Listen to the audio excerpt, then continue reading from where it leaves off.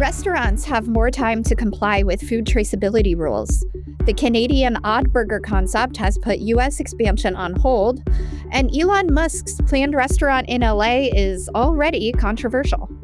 Welcome to Restaurant Daily, a quick look at the industry's top stories from the editors of Nation's Restaurant News and Restaurant Business. I'm NRN Managing Editor Liam Zinsmeister. And I'm RB Executive Editor Lisa Jennings. The Food and Drug Administration is giving the food world more time to comply with looming regulations on food traceability. The Food Traceability Rule, an element of the Food Safety Modernization Act, was scheduled to go into effect January 1st. It requires the entire food chain to create a tracking system for certain foods. The goal is to allow federal regulators to identify and pull any potential contaminated food products in the event of a foodborne illness outbreak. And even though restaurant chains and suppliers have known for years this was coming, compliance has proved to be massively complex. The FDA now says it will give the industry 30 more months, or 2.5 years, to meet the mandate. Ontario-based vegan burger chain Odd Burger announced that it is halting its plans to expand in the U.S. due to the ongoing tensions between the U.S. and Canada. This change was made just 2 weeks after the company initially announced it would be launching a U.S. expansion with the help of a $2 million private placement. Now, Odd Burger is going to use that funding to invest in its Canadian manufacturing and franchise operations instead. The 25% tariffs on Canadian and Mexican imports have been delayed twice now. Most recently, the White House told media outlets that no final decision had been made on which tariffs will go into effect on April 2nd. World's richest man, Elon Musk, has been planning for years to open a supercharging center in Los Angeles with a restaurant and outdoor movies. Now, as the project takes shape, the big mystery is who in the food world is going to develop the menu. The New York Times last week posed the question to a number of prominent restaurateurs, but the project is cloaked in secrecy. Locals in the know said non-disclosure agreements were required. The project is likely to be somewhat of a political minefield, with at least one operator already facing backlash just for being quoted in the New York Times piece. Meanwhile, reports indicate Tesla may be putting its chargers at Steak and Shake restaurants, a chain that has been featured prominently on Fox for making the switch to cooking fries in beef tallow. For the first time in 8 years, Starbucks has ceded its position as the world's most valuable restaurant brand. That's according to valuation consultancy Brand Finance. McDonald's, which experienced a 7% increase in value, has moved into the top spot for the first time since 2016.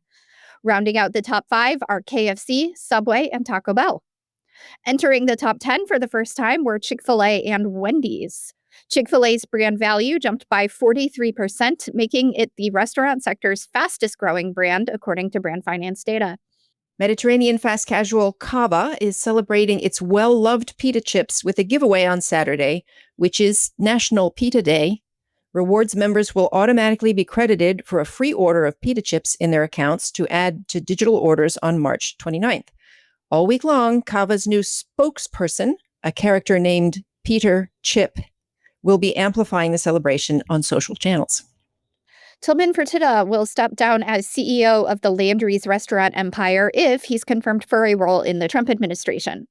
President Trump tapped Fertitta to be his ambassador to Italy back in December. Earlier this month, Fertitta wrote in a letter to the State Department that he would resign from Landry's and other companies to avoid any conflicts of interest if confirmed. Fertitta has led Landry's for 45 years, building it from a pair of seafood restaurants into a collection of restaurants, hotels, and casinos with more than 600 locations. He would retain a passive ownership stake in the company as ambassador. Chick-fil-A has expanded its retail presence yet again, adding Parmesan Caesar dressing, zesty buffalo sauce, and honey mustard sauce to select grocery and retail stores. Also, for the first time this spring, the brand's Chick-fil-A sauce will be available in an exclusive 24-ounce 2-pack at the club stores like Costco, Sam's Club, and BJ's Warehouse across the country. Bar Louie has reportedly closed 2 Michigan locations with little warning, according to local reports. There are now 48 locations listed on the chain's website, down from 66 at the end of 2023, according to Technomic.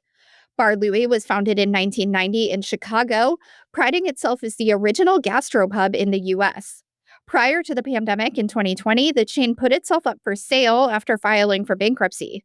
Last year, the chain made key franchise executive hires and unveiled a contemporary restaurant design to accelerate growth.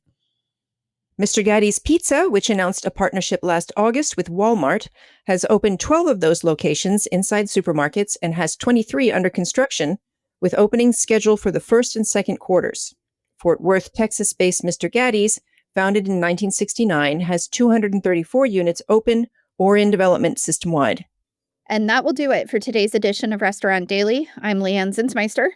And I'm Lisa Jennings. Have a great day. Thank you for listening to today's episode of Restaurant Daily. Rate us on Apple Podcasts, Spotify, and subscribe.